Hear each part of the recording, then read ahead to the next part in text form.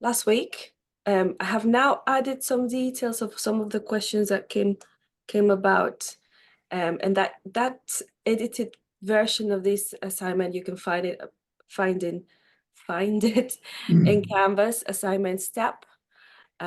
Basically, it's the same wording. I just added, useful questions that you can think of as you are thinking about your reflective piece. So that's there for you to read in your own time. But I will go through through the brief with you today. Let's have a look.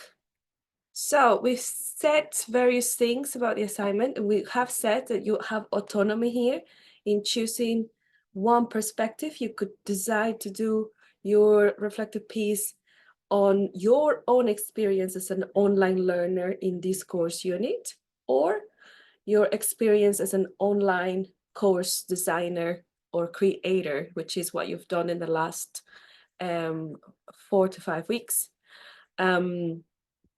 So in a way, you can either choose one or the other. Don't choose the two, because remember we did mention last week that as part of your reflective piece, you need to show that that learning process and progress over time, and the focus is yourself as either the online learner or the online creator in what the key issues or learnings you have developed over time.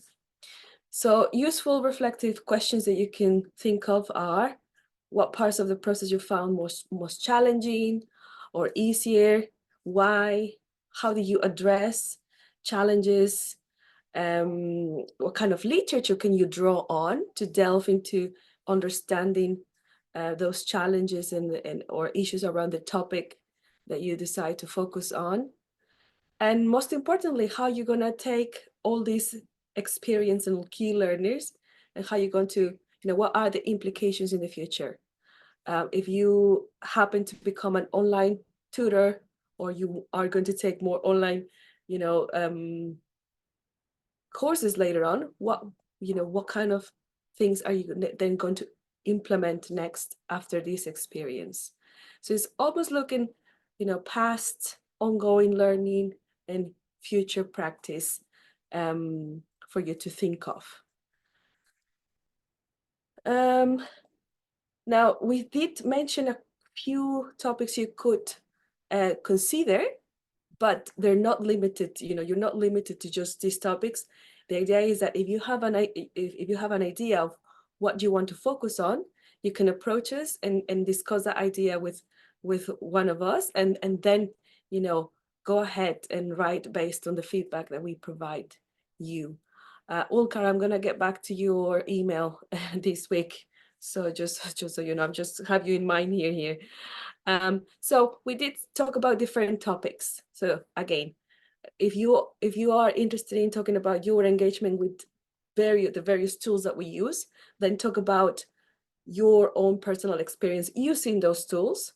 And again, the focus is how you use them, what you did with them, how this experience connects to relevant literature out there, and what else would you do next in the future if you were to continue using these tools as part of your professional setting, or your the setting of you if you continue to be a learner. So we also said last week that the idea is that you don't just focus on the technology. This is not a place where you're evaluating tools and telling us affordances and challenges of these tools. Is more about your experience of engaging with these tools, how you use them, and what you learn from using them, and how you would use this learning in the future. You mentioned these are ideas coming from yourselves, the ideas that you shared with us.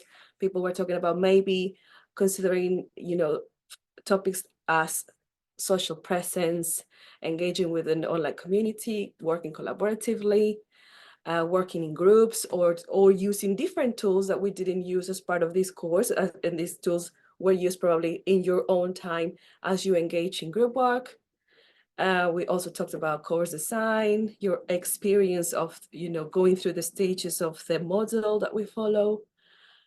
If you already have experience as a tutor, how is this, for instance, course design experience different from what you're used to do or doing as part of your own professional practice? That could be one thing you could consider. Somebody has emailed me about, maybe considering focusing on, evaluating an online course that they have created in the past, and now they're going to kind of revisit it and make changes. That's also fine. Topics around autonomy, motivation. Well, there's various topics coming up again. There's a variety of things you can focus on, as long as, when you choose a topic, then you need to delve into that. The idea is that, you do one thing and not try to cover many things, because then it does not, it is quite hard to delve into reflective thinking and showing your learning process if you want to cover many things. So make sure you are focusing on a specific area, as we mentioned, one perspective, and then one topic. It could be, useful, and that's the idea. So the idea is that you talk about your own feelings, your learnings over time, and that we as readers, we get that sense, that there was something going on, something you kept probably revisiting, going back and forwards over time as you were engaging in the course, and you show that learning. So it is important that you support the argument you're trying to make with your reflective journal. Whenever possible, do put, your quotes there. It's better, I think, to put quotes, because I have encountered other in the past.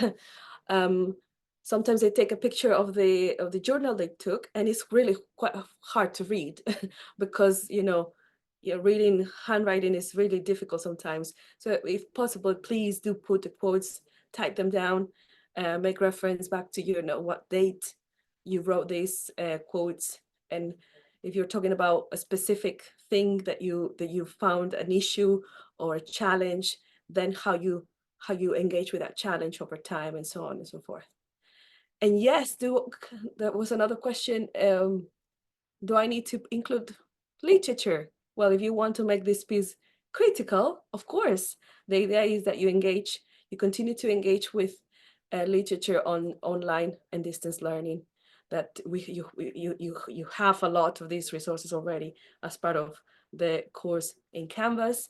So yes, do please make relevant connections to literature. That's one way of you showing, your critical understanding of the experience that you choose to talk about. If you want to revisit materials in Canvas, go to week 1, module 1. That's where you looked at different models of reflection, reflective writing. If you are thinking about how do I organize my piece, then that's a place, a starting point for you to just revisit and have, considering those key points that those videos talk about to structure your assignment. This is 50% of the mark, around 1,750 words, 10% more or less. You can write it down, or you could, develop an audio cast or a video for that. I am aware that sometimes this takes time, but that's up to you again. Is how you feel, you want to approach this assignment is completely up to you. But if you decide to do a video, not longer than 15 minutes, I would say, we put 17 there because that's, kind of the guidance, but 15-17 minutes, no more, because then it becomes a bit of a challenge for us. 2 different dates. So on-site students submit May 30. Distance learners submit Monday, June, the 3rd of June, which is like a few days later. If you want to know more about the assignment critique criteria, please do explore it in Canvas.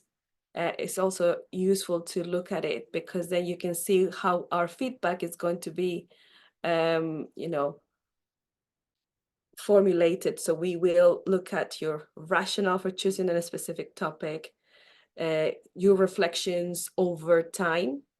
As I said, this is you showing that you have learned something, you decide what, and through your quotes and support of the literature, you show exactly how that learning develops over time. The use of literature, obviously we want to see some conclusions, and that you organize your piece in a way that is coherent, logical, clear, persuasive, and so on and so forth. So there are many things there that you can read and, you know, check out that, to make sure that you are ticking the boxes there. And that's it from us, I think. Any questions? I'll stop sharing.